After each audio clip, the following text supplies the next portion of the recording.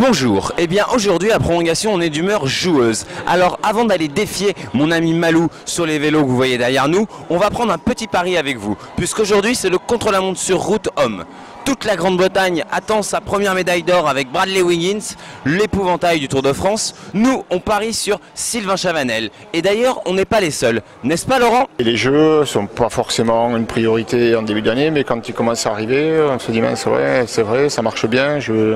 Voilà, Sylvain, quand il a senti que, pour donner un exemple, qu'il tournait systématiquement dans les top 5 des contre-la-montre, je lui dis, tu as conscience quand même que tu as une médaille peut-être que tu peux aller chercher.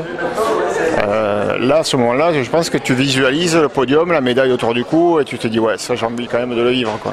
Sylvain qui nous a confirmé qu'à Londres, son objectif c'était le chrono. Oui, je suis bien remis depuis une semaine maintenant. Donc voilà, j'ai pris le temps de me soigner correctement à la maison après mon abandon, mon échec sur le Tour de France. Je suis plus orienté par rapport à les performances que j'ai fait dans les contre-la-montre, donc c'est le contre-la-montre.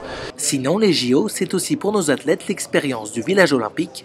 Et qui dit village olympique dit cantine olympique et son large choix de bouffe. De quoi faire tourner la tête des gourmands. La cantine, c'est la foire, tu te retournes, t'as Gino Billy, t'avances, t'as Laura Flessel. À droite, si tu pousses quelqu'un, c'est LeBron James. Bon, bref, c'est génial. On peut pas trop, entre guillemets, aller dans tous les stands de ce grand resto. Partout, il y a de la nourriture partout. On marche, on voit des stars de partout. C'est vraiment énorme. Un hamburger de temps en temps, ça fait pas de mal.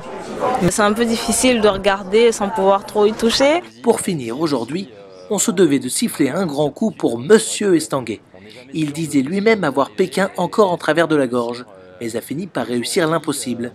Comme dirait tonton Claude. Ce qui est passionnant, c'est pas la médaille qu'on vous met autour du cou, c'est le chemin à parcourir pour arriver jusqu'à ce podium.